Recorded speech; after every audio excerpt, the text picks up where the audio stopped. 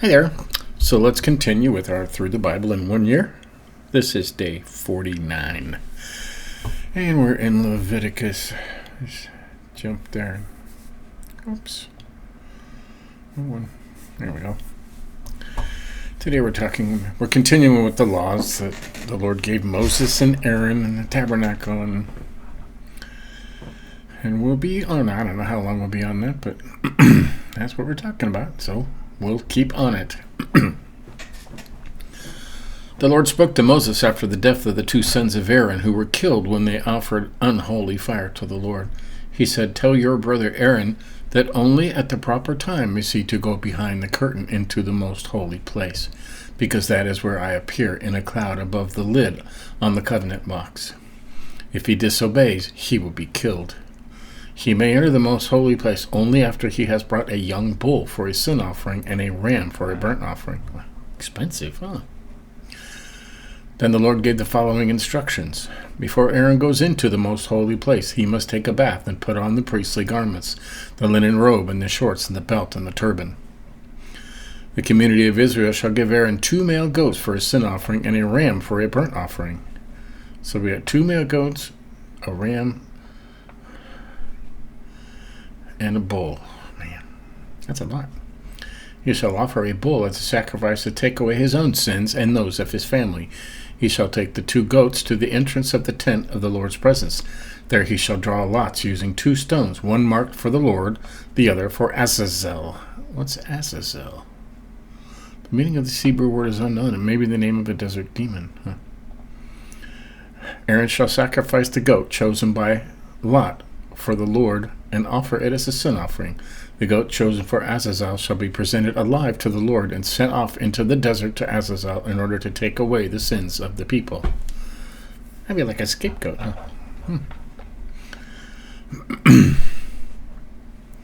When Aaron sacrifices a bull as a sin offering for himself and his family, he shall take a fire pan full of burning coals from the altar and 2 handfuls of fine incense and bring them into the most holy place. There, in the Lord's presence, he shall put the incense on the fire, and the smoke of the incense will hide the lid of the covenant box, so that he will not see it and die. Wow.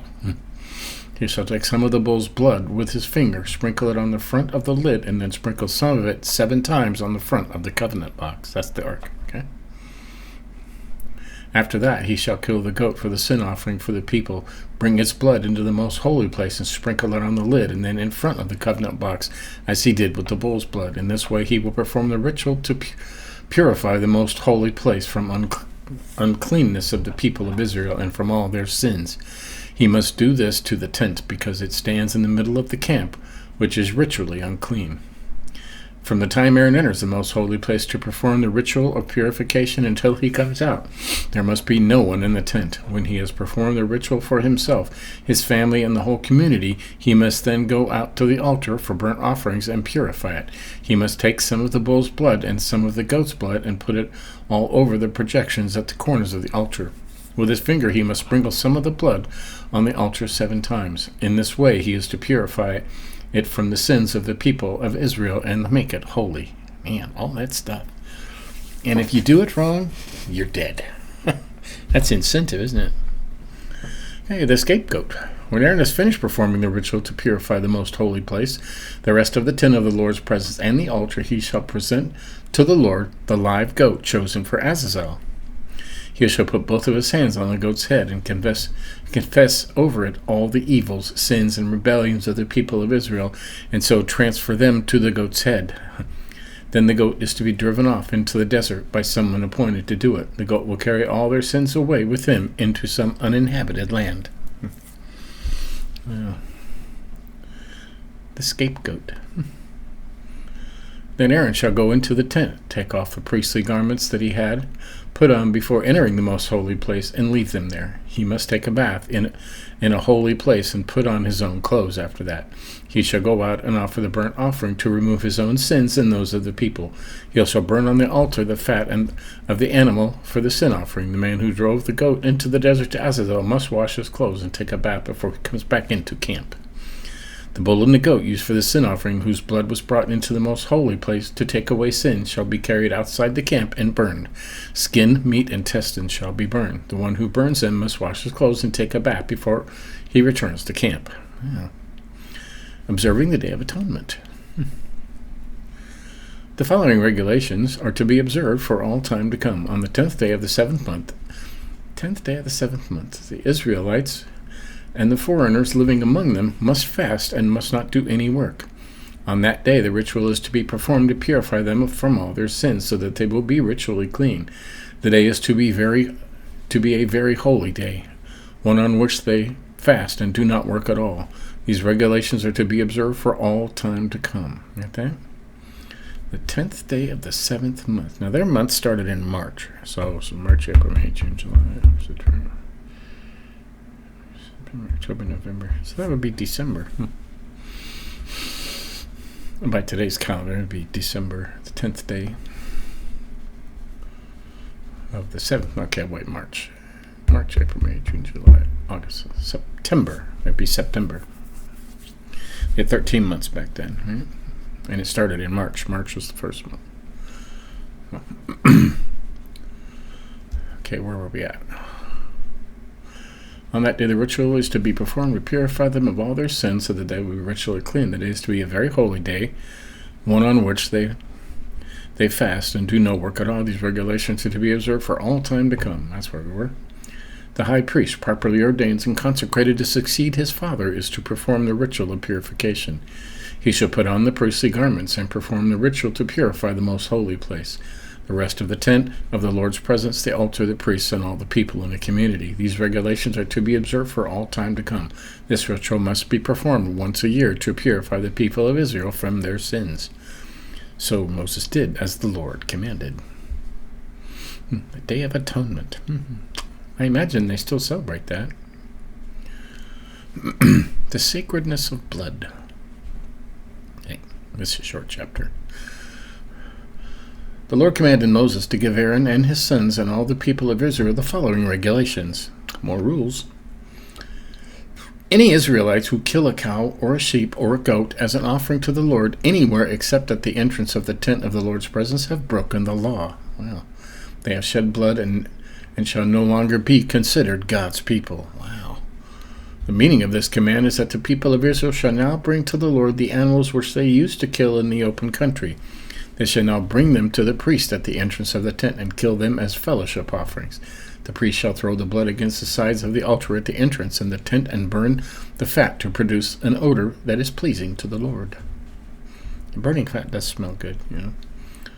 The people of Israel must no longer be unfaithful to the Lord or by killing their animals in the fields as sacrifices to the goat demons. The goat demons. I mean, Azazel, huh?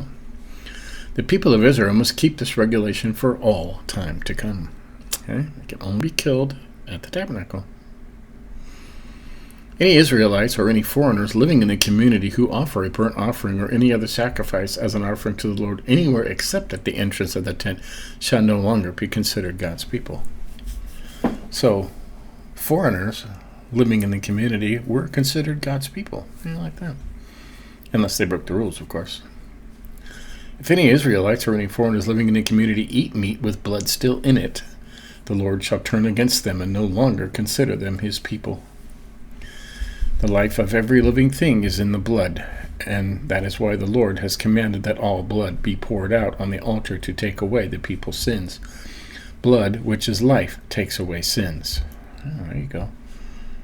Remind you of Jesus right there. Blood, which is life, takes away sins. That is why the Lord has told the people of Israel that neither they nor any foreigner living among them shall eat any meat with blood still in it. If any Israelites or any foreigners living in the community catch an animal or a bird which is ritually clean, they must pour its blood out on the ground and cover it with dirt. The life of every living thing is in the blood. And that is why the Lord has told the people of Israel they shall not eat any meat with blood still in it, and that anyone who does so will no longer be considered one of his people. Any people, Israelites or foreigners, who eat meat from an animal that has died a natural death or has been killed by wild animals must wash their clothes, take a bath, and wait until evening before they are ritually clean. If they do not, they must suffer the consequences. Well, here we go. Forbidden sexual practices. Are you ready for this? The Lord told Moses to say to the people of Israel, I am the Lord your God. Do not follow the practices of the people of Egypt where you once lived, or of the people in the land of Canaan where I am now taking you. Obey my laws and do what I command. I am the Lord your God. Follow the practices and the laws that I give you. You will save your life by doing so. I am the Lord. Got that? The Lord gave the following regulation. Do not have sexual intercourse with any of your relatives. Do not disgrace your father by having intercourse with your mother. Oh. Wow. You must not disgrace your own mother. Do not disgrace your father by having intercourse with any of his other wives. Do not have intercourse with your sister or your stepsister. You got that? Stepsister. Whether or not she was brought up in the same house as you. Wow. Do not have intercourse with your granddaughter. Wow, that would be a disgrace to you. Do not have intercourse with your half-sister. She, too, is your sister. Do not have intercourse with an aunt, whether she's your father's sister or your mother's sister. Do not have intercourse with your uncle's wife. She, too, is your aunt. Do not have intercourse with your daughter-in-law or with your brother's wife. Do not have intercourse with the daughter or granddaughter of a woman with whom you have had intercourse. They may be related to you, and that would be incest. Do not take your wife's sister as one of your wives as long as your wife is living. Wow. Do not have intercourse with a woman during her monthly period because she is ritually unclean. Do not have intercourse with another man's wife. That would make you ritually unclean. Do not hand over any of your children to be used in the worship of the god Moloch, because that would bring disgrace on the name of God. Now, child trafficking and sacrifice, even back then and today, is one of the most prevalent things happening that is covered up. Okay? Because that brings disgrace on the name of God, the Lord. No man is to have sexual relations with another man. God hates that. Got it? That's what it says. No man or woman is to have sexual relations with an animal. That perversion makes you ritually unclean. A lot of that going on today, huh? Do not make yourselves unclean by any of these acts, for that is how the pagans made themselves unclean, those pagans who lived in the land before you and whom the Lord is driving out so that you can go in. Their actions made the land unclean, and so the Lord is punishing the land and making it reject the people who live there. They did all these disgusting things and made the land unclean.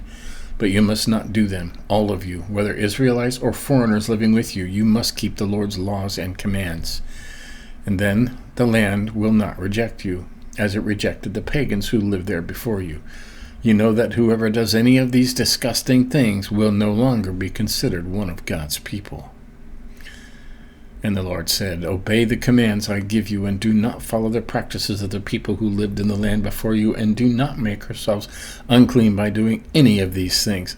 I am the Lord your God. Wow. So it's pretty, everything that's being pushed as being okay today, the Lord says it's not. Your opinion doesn't really matter, does it? Because the Lord says it's not. Now, up until then, they were marrying their sisters and their, half-sisters and cousins and stuff, because God wanted the family he wanted everything to stay pure and stay Israelites. And way back in the beginning, DNA was pure, okay? There was no, impure DNA. So you could marry a sister or a cousin, but later on, after many generations, where you get stuff that comes into it, it's no longer like that. So at this point, he said, do not have sex with any of your relatives, not even a stepsister or a half-sister. I got the stepsister whether she lived with you or not. Wow. So... And the rest of it, aunts, uncles, your mom. Yeah, that is interesting. Lots of interesting rules there. We look ahead like usual. It's because that's fun. Laws of holiness and justice. Penalties for disobedience. That's tomorrow. The holiness of the priests. Okay, so there you have it.